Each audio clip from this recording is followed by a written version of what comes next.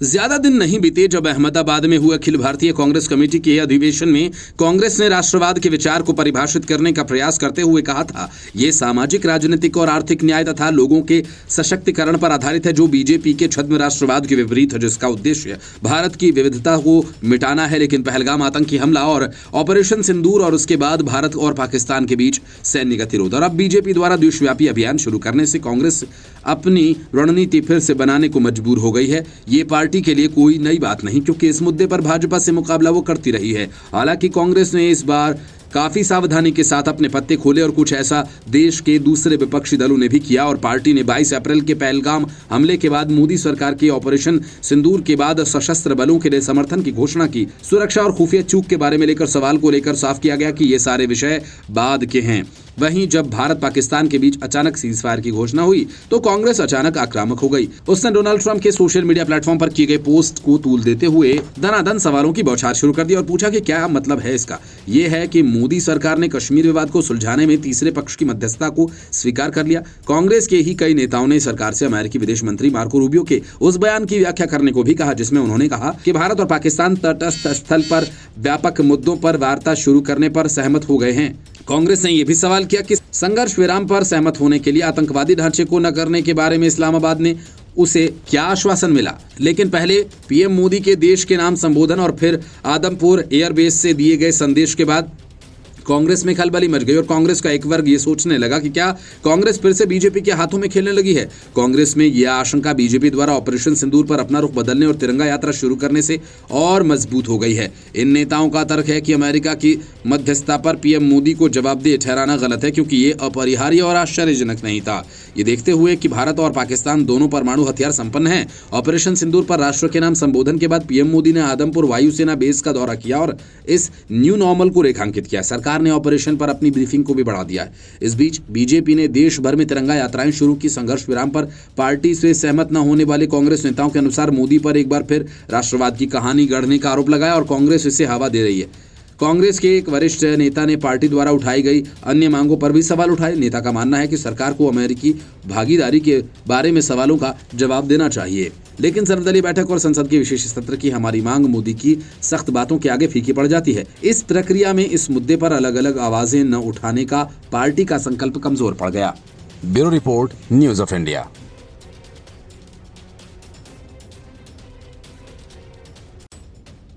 भारत और पाकिस्तान के बीच 4 दिनों में बने जंग के हालात में तुर्की और चीन के हथियार बुरी तरह से पिट गए और इसमें दोनों देशों में की दुनिया भर में काफी फजीहत हुई और इसी फजीहत की खींच मिटाने के लिए तुर्की और चीन ने भारत के खिलाफ प्रोपेगेंडा वार शुरू कर दिया। तो भारत ने चीन और तुर्की पर डिजिटल स्ट्राइक करते हुए चीन के ग्लोबल टाइम्स, शिन्हुआ और तुर्की की सरकारी चैनल के एक्स अकाउंट को बैन कर दिया। ये तो पूरी दुनिया जान चुकी है कि भारत के खिलाफ पाकिस्तान ने ड्रोन्स का जमकर इस्तेमाल किया और ये तुर्की के थे। हालांकि तुर्की का कोई भी ड्रोन निशाने पर नहीं लगा, क्योंकि भारत ने सबको हवा में ही मार गिराया। लेकिन इन सब के बीच बड़ी खबर ये कि दोनों देशों के बीच अंतर्राष्ट्रीय सीमा पार अलग अलग हमलों में कुल 350 से अधिक टर्किश ड्रोन्स का इस्तेमाल हुआ। सूत्रों के मुताबिक पाकिस्तान में मौजूद तुर्की के सैन्यकर्मी भारत के खिलाफ ड्रोन हमलों में शामिल थे। सूत्रों ने बताया कि ऑपरेशन सिंदूर के बाद भारत के पर ड्रोन के हमले करने में तुर्की सलाहकारों ने पाकिस्तानी सेना की मदद की थी। सूत्रों ने यह भी बताया कि जब भारत जवाबी कार्रवाई कर रहा था तो कार्रवाई में तुर्की के 2 ड्रोन्स ऑपरेटर भी मारे गए। पाकिस्तान ने कथित तौर पर भारत के खिलाफ TB2 ड्रोन्स और YIHA ड्रोन्स का इस्तेमाल किया। माना जा रहा है कि इन ड्रोन्स का इस्तेमाल लक्ष्य निर्धारण और खुद को नष्ट कर दुश्मन को नुकसान पहुंचाने के लिए किया जाता है। 7 मई की रात को भारत ने पाकिस्तान और POK में स्थित 9 आतंकी ठिकानों को निशाना बनाते हुए एयर स्ट्राइक की, जिसमें कम से कम 100 आतंकी मारे गए और आतंकियों के मारे जाने के जवाब में पाकिस्तान ने भारत के सैन्य और रिहायशी ठिकानों को निशाना बनाया, जिससे दोनों देशों के बीच जंग जैसे हालात पैदा हो गए और स्थिति 4 दिनों तक बनी रही, जिसमें तुर्की ने खुलकर पाकिस्तान का साथ दिया। विंग कमांडर व्योमिका सिंह और कर्नल सोफिया कुरैशी ने पत्रकारों को जानकारी देते हुए यह बताया कि अंतर्राष्ट्रीय सीमा और नियंत्रण रेखा पर सियाचिन से सर क्रीक तक 36 जगहों पर लगभग 300 से 400 ड्रोन्स के साथ हमले की कोशिश की गई। उन्होंने बताया कि ड्रोन के मलबे की फॉरेंसिक जांच की जा रही है और प्रारंभिक रिपोर्ट से पता चलता है कि ड्रोन्स तुर्की से आए और एसिस गार्ड कंपनी के सोंगर ड्रोन हैं। भारत पाकिस्तान के बीच जंग जैसे हालात बनने के पहले लड़ाई शुरू होने के पहले तुर्की नौसेना का एक युद्धपोत कराची बंदरगाह पर पहुंचा था और युद्धपोत के कराची पहुंचने से पहले तुर्की के C-130 एयरक्राफ्ट ने कराची में लैंड किया था और पाकिस्तान की मीडिया में दावा किया गया कि एयरक्राफ्ट में लड़ाकू हथियार हैं, लेकिन तुर्की के रक्षा मंत्रालय ने उन दावों को खारिज करते हुए कहा एयरक्राफ्ट ईंधन भरने के लिए कराची में उतरा था, न कि उससे पाकिस्तान को हथियारों की सप्लाई की गई। तुर्की के राष्ट्रपति रेचेप तैयब एर्दोगान भी पूरे तनाव के दौरान पाकिस्तान के साथ खड़े दिखे। भारत के एयर स्ट्राइक में पाकिस्तानी आतंकियों की मौत की खबर के बाद सोशल मीडिया एक्स पर लिखा था कि हम इस बात को लेकर फिक्रमंद हैं कि पाकिस्तान और भारत के बीच तनाव मिसाइल हमलों के कारण व्यापक संघर्ष में बदल सकता है, जिसके कारण बड़ी संख्या में नागरिक शहीद हो सकते हैं। मैं हमलों में अपनी जान गंवाने वाले हमारे भाइयों के लिए अल्लाह से रहम की प्रार्थना करता हूं और मैं एक बार फिर पाकिस्तान के भाई जैसे लोगों और पाकिस्तान के प्रति अपनी संवेदना व्यक्त करता हूं। एर्दोगान ने बताया कि इस तनाव के बीच उन्होंने पाकिस्तान के प्रधानमंत्री शहबाज शरीफ से फोन पर बात की। तुर्की के राष्ट्रपति ने पाकिस्तान के सुर में लाते हुए अपनी पोस्ट में कहा, हम जम्मू कश्मीर में हुए जघन्य आतंकवादी हमले के संबंध में अंतर्राष्ट्रीय जांच कराने के पाकिस्तान के प्रस्ताव को सही मानते हैं। अरविंद केजरीवाल पहले भी सर्जिकल स्ट्राइक और एयर स्ट्राइक के सबूत मांगकर सेना को शर्मसार कर चुके हैं, लेकिन इन बातों से आम आदमी पार्टी ने कोई सबक नहीं सीखा और सीजफायर के बाद केंद्र सरकार के खिलाफ मोर्चा खोल दिया। संजय सिंह और मनीष सिसोदिया से लेकर तमाम बड़े पार्टी के नेता सरकार के फैसले पर सवाल उठाते रहे और यही वजह है कि जब आतिशी मार्लेना ने भी सवाल पूछा तो बीजेपी हमलावर हो गई। बीजेपी ने आरोप लगाया कि सर्जिकल स्ट्राइक की तरह एक बार फिर आम आदमी पार्टी ने सेना के शौर्य का सबूत मांगना शुरू कर दिया। भाजपा के प्रवक्ता शहजाद पूनावाला ने मार्लेना पर जोरदार प्रहार करते हुए कहा, मोदी विरोध और भाजपा विरोध के नाम पर सबूत गैंग फिर काम पर है। उन्होंने लिखा कि आम आदमी पार्टी जो सर्जिकल स्ट्राइक का सबूत मांग चुकी है, ये खबर पाकिस्तान के अखबारों में फ्रंट पेज पर छप चुकी है। बालाकोट स्ट्राइक के बाद सेना के शौर्य पर सवाल किए और अब ऑपरेशन सिंदूर के बाद सेना की जय जयकार के बजाय सबूत मांग रही है। पाकिस्तान ने हाथ कहां जोड़े?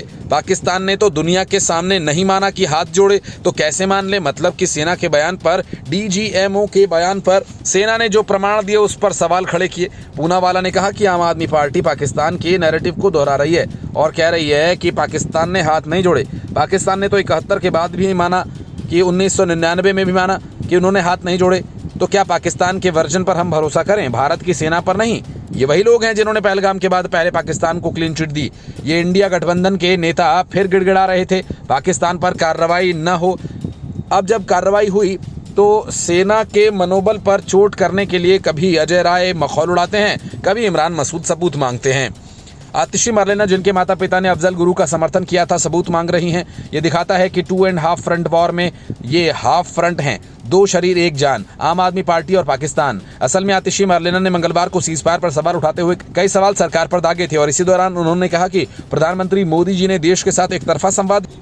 उन्होंने कहा कि पाकिस्तान ने उनके सामने हाथ जोड़े और उन्हें दया आ गई, इसलिए उन्होंने सीजफायर के लिए हाँ कह दिया। मोदी जी ने ये बात कह तो दी, लेकिन इस पर बहुत सारे सवाल उठते हैं। पहला सवाल, अगर पाकिस्तान ने हाथ जोड़े और भारत ने पाकिस्तान पर दया खाकर सीजफायर किया तो इसकी घोषणा भारत ने खुद क्यों नहीं की? क्यों इसकी घोषणा ट्रंप ने की? दूसरा सवाल ये कि अगर पाकिस्तान ने भारत के सामने हाथ जोड़े तो सामने आकर समझौता क्यों नहीं हुआ? क्यों पाकिस्तान दुनिया के सामने आकर नहीं बोलता, कागज पर साइन नहीं करता, मीडिया के सामने आकर नहीं बोलता कि हमने भारत से हार मानी और हाथ जोड़े? आज पूरे देश को जानना है कि यदि पाकिस्तान ने हाथ जोड़े थे तो वो दुनिया के सामने क्यों नहीं कह पाते? अगर पाकिस्तान ने भारत के सामने हाथ जोड़े तो क्या उसने कम से कम पहलगाम में हमला करने वाले आतंकवादियों को भारत को सौंपा? इसका भी कोई प्रमाण नहीं। पीएम मोदी ने ऑपरेशन सिंदूर और उसके बाद पाकिस्तान की बौखलाहट पर भारत की ओर से कही गई सैन्य कार्रवाई को लेकर देश को संबोधित करते हुए बताया था कि किस तरह पाकिस्तान ने भारतीय सेना के डीजीएमओ के सामने सीजफायर के लिए गुहार लगाई थी। उन्होंने कहा कि भारत की आक्रामक कार्रवाई के बाद पाकिस्तान ने बचने के रास्ते खोजने शुरू कर दिए। पाकिस्तान दुनिया भर में तनाव कम करने के गुहार लगाने लगा। पूरी तरह से पिटने के बाद इस मजबूरी में 10 मई की दोपहर को पाकिस्तानी सेना ने हमारे डीजीएमओ को संपर्क किया और तब तक हम आतंकवाद के इंफ्रास्ट्रक्चर को बड़े पैमाने पर तबाह कर चुके थे और पाकिस्तान के सीने में आतंक के अड्डों को हमने खंडहर बना दिया था। और इसलिए पाकिस्तान की तरफ से अब जब गुहार लगाई गई और जब यह कहा गया कि वह आगे कोई आतंकी गतिविधि और सैन्य दुस्साहस नहीं करेगा, तब भारत ने उस पर विचार किया। सर्जिकल स्ट्राइक और एयर स्ट्राइक का सबूत मांगने वाले अरविंद केजरीवाल की पार्टी के नेता संजय सिंह अपनी कुल सियासी हैसियत से ज़्यादा ही बोलने लगे हैं। शराब घोटाला मामले में 6 महीने तक तिहाड़ की हवा खाकर आने वाले संजय सिंह को ऑपरेशन सिंदूर की सफलता से ठीक वैसा ही दर्द हो रहा है जैसा कांग्रेस को। इसलिए कांग्रेस सरकार से जो सवाल पूछ रही है, संजय सिंह भी उन्हीं सवालों को दोहरा रहे हैं। पहले सेना और फिर पीएम मोदी को ये साफ कर देने के बाद कि गोलीबारी बंद करने के मामले में डोनाल्ड ट्रंप की कोई भूमिका नहीं है। फिर भी संजय सिंह ने कहा कि 140 करोड़ हिंदुस्तानियों के मन में सवाल है कि क्या प्रधानमंत्री नरेंद्र मोदी अमेरिकी राष्ट्रपति डोनाल्ड ट्रंप के व्यापार को बंद करने की धमकी पर राष्ट्र के सम्मान से समझौता कर रहे हैं। उन्होंने कहा कि पहलगाम में आतंकियों ने हमारी बहनों का सिंदूर उजाड़ा तो सभी ने कहा कि घुसकर मारो, हम सब साथ हैं। इस दौरान संजय सिंह ने कहा कि पीओके को ले लेना और बलूचिस्तान को अलग कर देना ये देश की भावना थी। भारतीय सेना को अगर रोका नहीं होता तो पीओके हमारा होता और बलूचिस्तान अलग। साथ ही पाकिस्तान में 21 आतंकी ठिकाने तबाह होते। संजय सिंह ने आगे कहा कि सेना ने पाकिस्तान के अंदर 9 आतंकियों के ठिकानों को उजाड़ दिया। पाकिस्तान आतंकियों के साथ खड़ा था। पाकिस्तानी सेना जो आतंकी मारे गए उनके साथ खड़ी थी। क्या पीएम उस पाकिस्तान पर विश्वास कर रहे हैं? भारत की सेना ने मुंहतोड़ जवाब दिया। सेना के जवान अपने साथियों की शहादत का जवाब दे रहे थे। पीओके को जब वापस लिया जा सकता था और बलूचिस्तान को अलग किया जा सकता था। संजय सिंह ने कहा कि पीएम मोदी ने अमेरिका के राष्ट्रपति की मध्यस्थता के बीच सीज फायर का समझौता किया। पीएम पाकिस्तान पर विश्वास कर रहे हैं। वो 4 आतंकी कहाँ हैं जिन्होंने हमारी बहनों के सिंदूर उजाड़े? अमेरिका का राष्ट्रपति कह रहा है भारत और पाकिस्तान महान देश हैं, दोनों पावरफुल हैं। हमने व्यापार बंद करने की धमकी दी और सीज फायर करा दिया। पीएम ने एक भी बात का खंडन नहीं किया। पाकिस्तान की तुलना हमारे देश से अमेरिका कर रहा है। संजय सिंह ने कहा अमेरिका भूखे नंगे देश पाकिस्तान को शक्तिशाली कह रहा है। पीएम मोदी ने एक शब्द भी नहीं बोला। जब हमारी सेना मुंहतोड़ जवाब दे रही थी तो अमेरिका से बातचीत पीएम कर रहे थे। अमेरिका कश्मीर के मुद्दे पर समाधान निकालने की बात कर रहा है। जितने भी पीएम हुए अब तक उन्होंने अमेरिका की मध्यस्थता को हमेशा खारिज किया। उन्होंने कहा कि जब देश की सेना पीओके पर कब्जा कर सकती थी, 21 ठिकानों को तबाह कर सकती थी, बलूचिस्तान को अलग कर सकती थी, तो ट्रंप के कहने पर सीज फायर क्यों किया? ऑपरेशन सिंदूर हमारी माताओं बहनों के सिंदूर की कीमत चुकाना था। और साथ ही संजय सिंह ने कहा कि ट्रंप ने जो बात भी कही कि दोनों देशों का व्यापार बंद करने की धमकी देकर सीज फायर कराया, क्या आपको व्यापार की धमकी देकर सीज फायर की धमकी से दबाया गया? ट्रंप कह रहे हैं कि पाकिस्तान शक्तिशाली देश है, आप कह रहे हैं कि पाकिस्तान आतंकवादी देश है। क्यों नहीं पीएम मोदी बोल रहे हैं। Bureau report, news of India.